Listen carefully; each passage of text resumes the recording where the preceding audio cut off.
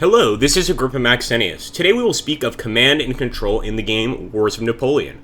Armies are very important in this game. If you click on Napoleon, you see a lot of stacks highlighted in red. They're all under his direct command.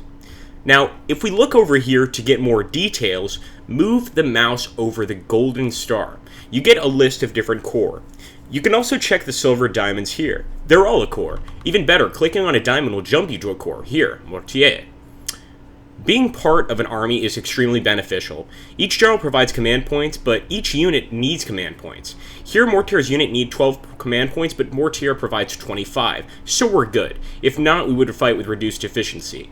But that's not all. Some generals can get benefits or penalties from their army commander. Obviously, this turn the Emperor did not appreciate him, but most of the time, you'll get bonuses. You can get a bonus only if the corps is not too far from the army headquarters. Napoleon and his retinue in our case. Select the army stack and press shift to see the maximum radius. If outside, you'll always get a penalty. If close, you'll most of the time get bonuses. For example, if we can check some of the corps, we see that they all get a bonus except poor old Mortier. Let's get back to this command points thing.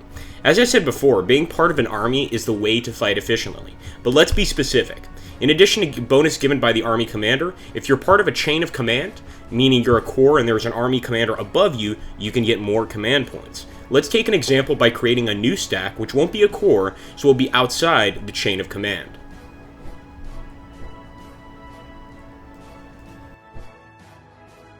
Now see, at the very best, this stack can have 16 command points. Now let's check Napoleon.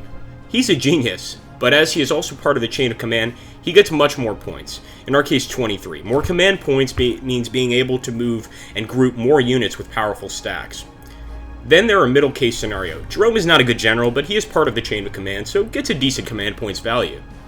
I'll reorganize a bit the actual army here and send orders to pursue the Prussians. And as you see in OA, we have many corps and it does get pretty cluttered. You don't want to merge a corps into another by accident. That would actually be quite a mistake. So to prevent that, you'll prevent merging by doing a right click on each tab representing the corps in the region.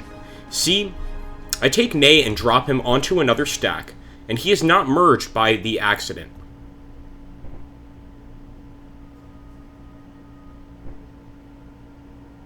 Now, if I remove the padlock on Nagaru and drag him over another corps, you see the merge cursor appears again. If I were to drop him, the two forces would be merged.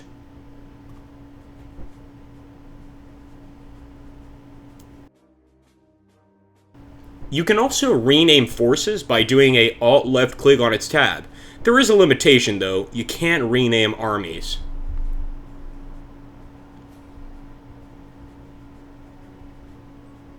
Now this is one of my favorite indicators in the game. This indicator is the pillage indicator. When big battles happen in a region, it can be pillaged. Translates into less foraging should your troops live off the land and more cohesion lost when moving.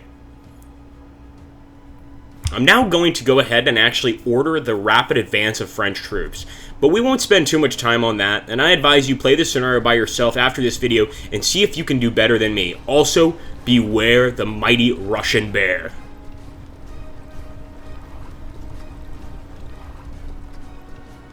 Now we should also talk about combat postures. If a stack is not activated because his general is not that good, then you won't be able to go to the offensive with that force. Here, Augereau can be on the offensive, as he is activated, as shown by bright envelope.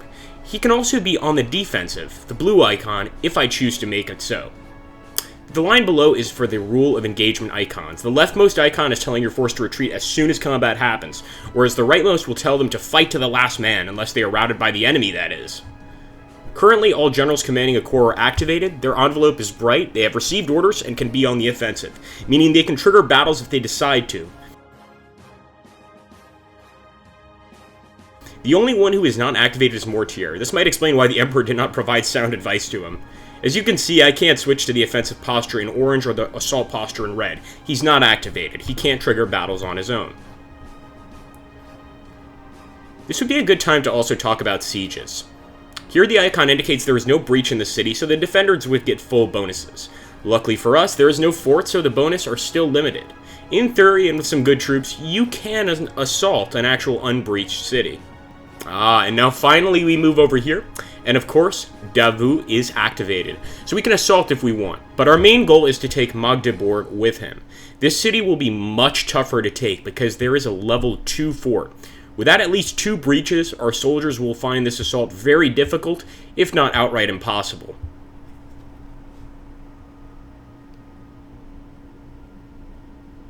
We're not going to waste time on Hanover. We won't assault the city, but we will cover it. That means putting a force besieging the city while our main force moves away to Magdeburg. With some luck, the Hanover defenders will maybe surrender. Who knows? So now let's go ahead, and we will move Davout to our objective. You can notice the way that one of his moves is a blue line, and it means you're crossing a river. Don't do that when there are enemies around. We're not much more prudent here because we don't know what lies in the region of Wittingen, but also consider the fact that crossing a river against a defending force is probably not a very smart idea. There is one thing of importance we need to talk about, and that's on how to reform and change divisions. Divisions are big units commanded by a general, and you can split them or strengthen them by manipulating the smaller units within them. And once you guys have done that, I want you to do this. If you click on this button, the split button, you get the combat units out of the division structure. And as you can see, some are in really bad shape.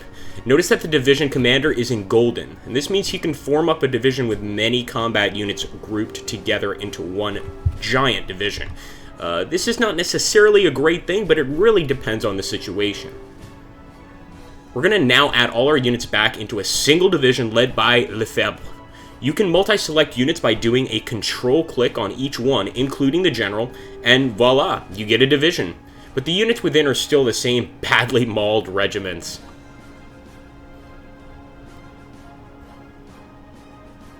Besides grouping together units, so you have strong divisions, this is a nice way to let weakened units rest while the remainder of your troops regroup into operational combat formations. If we actually take a look over here, we can see that the white chevron indicates that the unit is missing entire regiments, in addition to having the survivors in pretty bad shape. Well, anyway guys, this concludes our walkthrough / tutorial. The next videos will be on the Grand Campaign. See you soon guys, this is Agrippa Maxentius, signing out.